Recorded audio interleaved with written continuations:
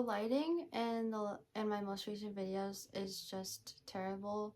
I don't know, I got kind of lucky with this setup that I chose initially. I didn't really realize like how well it worked until I tried the other perspective. It got me thinking about like feng shui directions. So I went and sat in each of these spots, and they are definitely different directions, but they're both auspicious technically. I just really feel like I need to redeem myself because that other spot that I filmed was like seriously terrible in my opinion. And I think it's obvious, like objectively, when you compare the lighting in here to that area, it's objectively better here. So I am pretty embarrassed about that. Maybe I'll like title the video "Why I'm Embarrassed About My Last Videos," about my most recent videos. Because it's not like I'm doing a clickbait title. It's not like I'm doing a clickbait title. It's more like that's a true statement, and then I'm using that to hopefully have people resonate with it in some way. Okay, I have my book here again. Honestly, I checked my survey that I posted and no one has responded yet. It's been about half a day. Oh my gosh, my stomach just made a noise. That's okay though. There's like some influencers where I'm like, I just like really successful influencers, and they literally just, they're like, oh, my stomach made a sound, and they think it's funny, and then there's people in the comments that are just like, oh, like you feel like you're like my best friend, you know? So maybe that should be more accepted. It's kind of hard to think right now because I had a really big workout. I went on a really big run, so that was crazy. What else was I gonna say? I tried to find T the cat. I could not find him. He's out adventuring or something. I even tried to like have cat treats, and like shake the container, and still like nothing. I'm trying to think like what's been my most popular video recently. I think the most popular is when I went in the forest at nighttime, and oh my gosh, I would love to go back in the forest to do that actually. Maybe I'll do that like tomorrow. I don't know. I also want to go to this other cool place tomorrow. So we'll see. That was like such a trippy video because I thought the lighting was just gonna look almost like just unusable. I thought the lighting would be just make the overall YouTube video just really poor quality. But I think that I used enough like camping lights and things like that to help. And there's something magical about that particular forest where even under the trees there's like light like filtering in some way, like filtering through, so like it kind of illuminates like certain areas. My other most popular video recently was I was in that red sweatshirt that says California on it, and I think the title was like why I'm okay, that's not what it was. I thought it said why I'm embarrassed about my book. That's not what it was. It was I'm not gonna be able to say it exactly, but it was like whoa, I'm just really tired. A lot of running today. So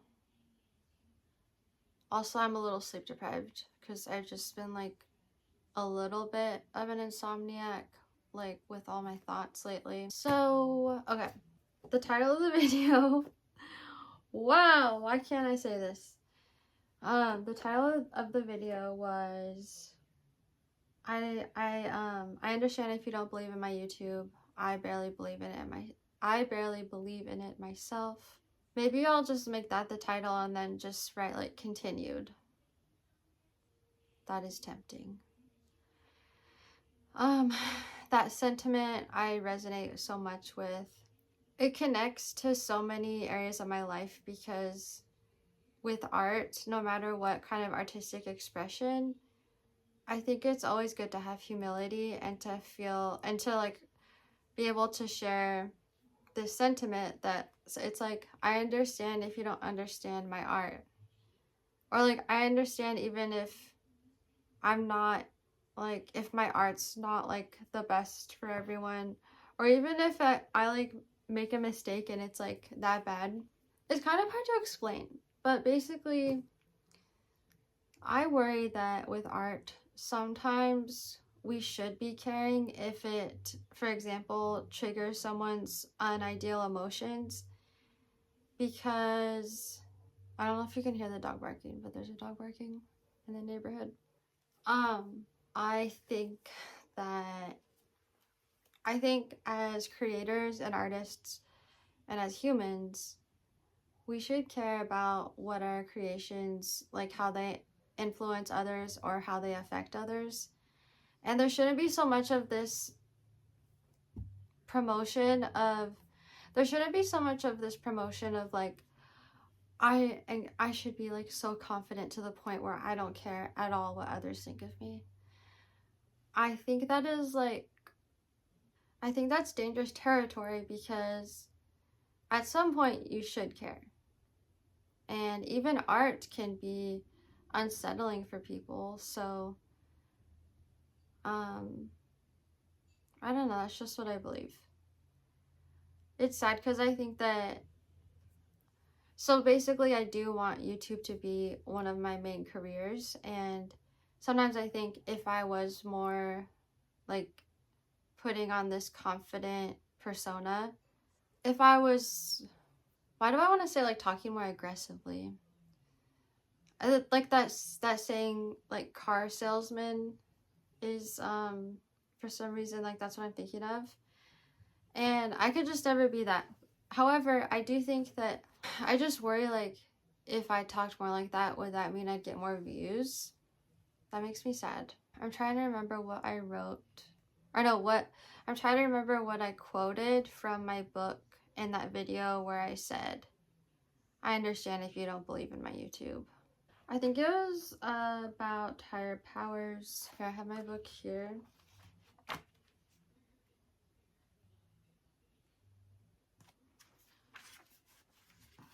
Should I basically say in the title, I understand if you don't believe in my book.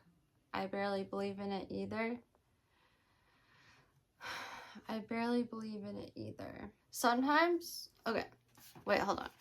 I wrote this in 2023.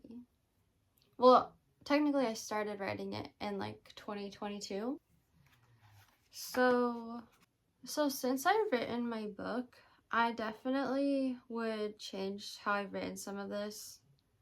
There's just like a lot that you think about in terms of like the process of like start to finish, and then towards the end you have like drafts going on, and I feel like in the editing stage, like I edited my own book, so that was a lot of work, and I just kept rereading it over and over. And then because I'm the author, I would be tempted to rewrite paragraphs and things like that.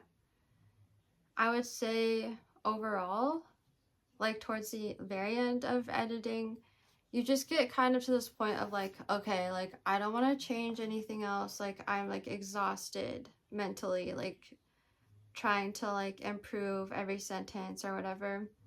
So you get to this point where you're like, okay, I just need it to look like polished. I need the formatting to make sense, and then I'm done. I think unfortunately this can lead to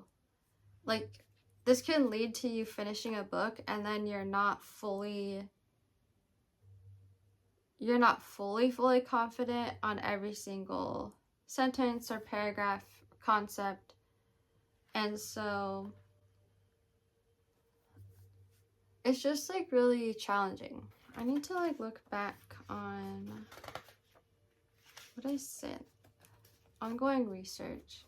One thing that I am really proud of is like I put this last page, I just say ongoing research, and that just has this implication of I'm not done researching all of this.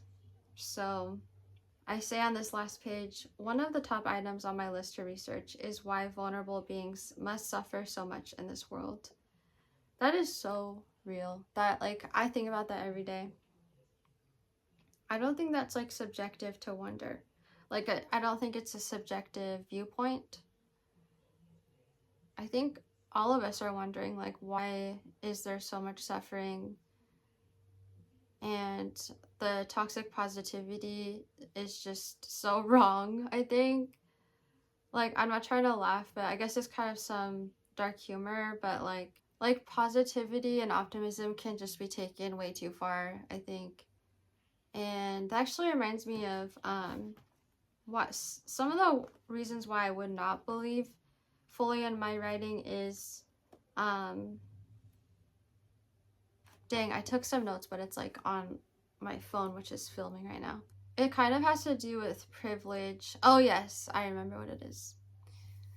Sometimes I'm like, is my whole book just like null and void because I talk so much about everything being centered around health and safety.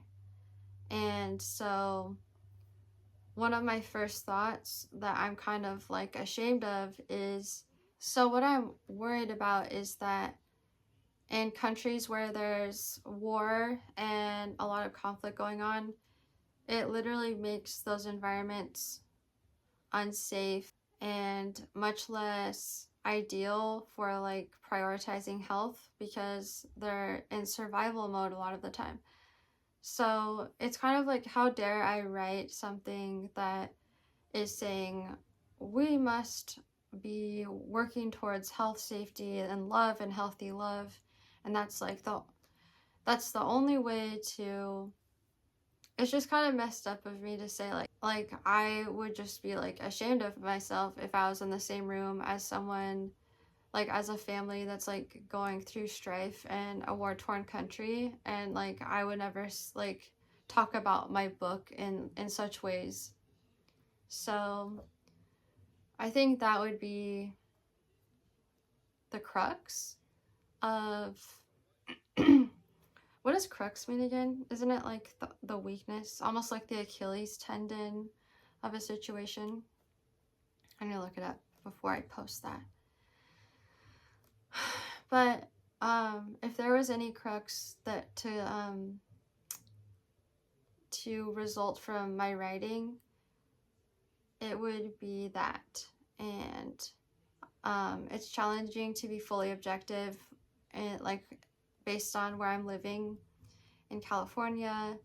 I think that I get stuck in this framework where when I'm writing, I think that the audience is mainly going to be other US folks who are like similar to my demographic. You know, it's easy to think, oh my gosh, this is directed towards politicians or to others in the educational realm, like I don't know, professors. And unfortunately, that's just not the reality of it. Like, YouTube is accessible by the whole world. And, well, I feel like I'm like realizing so much like in this very moment. It almost makes me feel, almost makes me want to cry.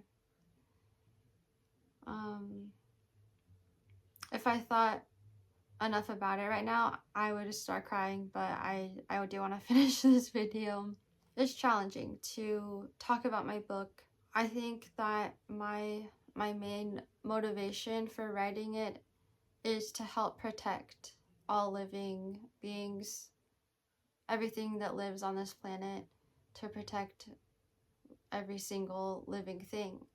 And so the best way I could explain that is to say that I believe that health and safety should always be prioritized. And it's just a challenging statement to make, because I would wish that like everyone would feel that, like nations leaders, for example. I think it's just the age-old question, like, why do nations have conflict to begin with? Shouldn't like health and safety be the priority so much so that effective communication just needs to happen to prevent anything, like prevent any escalation whatsoever? And so I'm like starting to depress myself because just like here in this moment, like with my own thoughts, my own mind, and my own soul, I'm just like genuinely perplexed why we all have to live on such a planet where there's this much conflict. So I forget if I wrote it in here or if it's in my notes for my next potential book, but I have this assertion that even like the microcosmic actions of humans pass on a certain energy to the macro level of politics and governments interacting. So part of this assertion is, I think sometimes on the micro level, I think humans can kind of forget or like not realize that could be happening. So they're like, oh, so like whatever I do in this very small microcosmic moment has nothing to do with like the universal level, has nothing to do with like this small action will not affect anything like larger than me, when I would say that it's like the opposite, and that really small actions pass on energy into an energetic field of sorts. I think this has to do with quantum physics a bit. I don't know that much about quantum physics, but I think that is basically part of it. Okay, I really need to close the video. I got pretty distracted just talking to family and stuff. Before I close the video, I want to show a couple of things. The first thing I'll show is this like vintage, it's a board game. You can call it a board game. This is a vintage board game from many, many years ago. It says copyright 1987. So maybe I'll show like some of like the parts of it. This is it's a little beaten up, but it's still pretty good. Here's the board, and then I'll show what's this. I feel like, and here are the cards. So it says second edition. Something happened to the top, but I think it's just been so many years. The other thing I was going to show is this vintage calculator. I know, super random, but my family and I were calculating something. This calculator is literally like 50 years old, and the weird part about it is that the battery still technically works. It's kind of faded. It's kind of faded when you put the numbers, when you like press a button and try to get the 0 to appear, but it still works. It's kind of a miracle. The brand is Canon, so anyone experts on those brands, like, is Canon just like a miracle brand? So I'm multitasking because this is definitely needed, because the last group that I played with Pictionary, they would totally remember some of these cards if they were like all in the same. Well, I don't know, like, you're supposed to just pull randomly, so it's probably highly unlikely, but I'm probably taking this a little too seriously. But,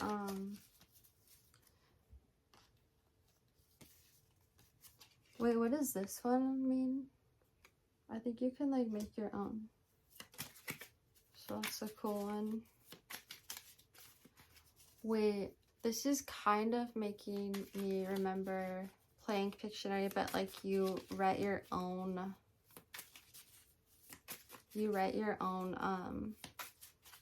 things to draw on pieces of paper. So, I don't know. That's also tempting. I just thought of something. So what about if the all plays?